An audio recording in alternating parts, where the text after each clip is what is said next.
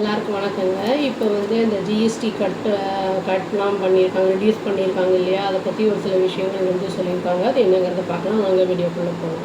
Commerce and industry minister Piyush Goyal அப்படிங்கிறவர் என்ன சொல்லியிருக்காரு அப்படின்னா, இந்த ரிடக்ஷன் ஜிஎஸ்டி ரிடக்ஷன் வந்து நம்ம டிமாண்ட் பண்ணும் பூஸ்டர், அதாவது நம்மளுக்கு உள்ளுக்குள்ளேயே வந்து பொருட்களை வந்து வாங்குறத வந்து டிமாண்ட் பண்ணும் டொமஸ்டிக்கில் அப்படின்னு சொல்லியிருக்காரு. யூஎஸ் டேரிஃப் வந்து இந்தியன் குட்ஸுக்கு போட்டிருக்காங்கல்ல, அதையும் வந்து அந்த பாதகமாக இருக்கிறதையும் வந்து சரிசமப்படுத்தும் அப்படிங்கிறத வந்து சொல்லியிருக்காரு.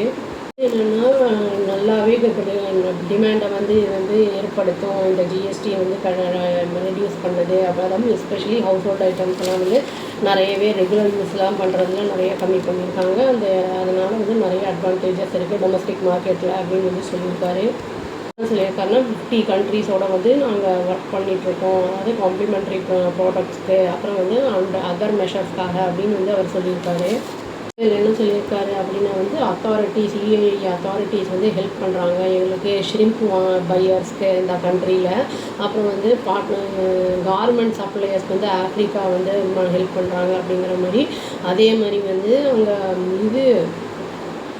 வந்து எக்கு அப்புறம் சிக்கன்லாம் வந்து ஷிப் பண்ணுறதுக்கு சிங்கப்பூரில் அதெல்லாம் வந்து கொஞ்சம் எங்களுக்கு ஹெல்ப் பண்ணிகிட்ருக்காங்க அப்படிங்கிறத வந்து சொல்கிறாங்க. இம்போர்ட் பண்ணுறது இந்தியன் ஃபிஷ்ஷை வந்து எக்ஸாமின் பண்ணுறாங்க அப்படிங்கிறதையும் வந்து சொல்லிகிட்ருக்காங்க. வந்து காம்ப்ளிமெண்ட்ரிஸ் வந்து நம்ம அதர் கண்ட்ரீஸோடையும் நாங்கள் பார்த்துட்ருக்கோம் எக்ஸ்போர்ட் பண்ணுறது. அது வந்து 25-26 வந்து லாஸ்ட் இயரை காட்டிலும் ஜாஸ்தியாக இருக்கும் அப்படிங்கிறத வந்து அவர் வந்து சொல்லியிருக்காரு.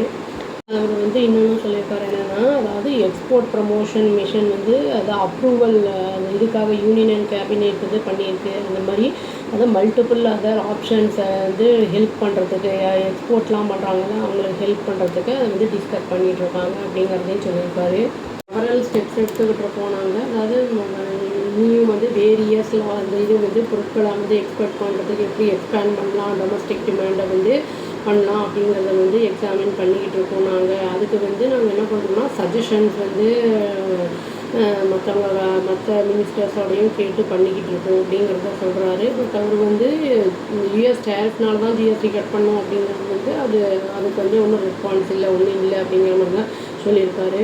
இது வந்து மேசிவ் ஓவர்ஹால் அப்படிங்கிறது வந்து ஒரு நாளில் பாசிபிள் கிடையாது. இது வந்து மினிஸ்ட்ரி வந்து பல மாதங்களாக வந்து இதை வந்து டிஸ்கஸ் பண்ணிக்கிட்டு இருக்கோம், நாங்கள் கன்சல்ட் பண்ணிகிட்ருக்கோம் அதர் மினிஸ்டர்ஸோட.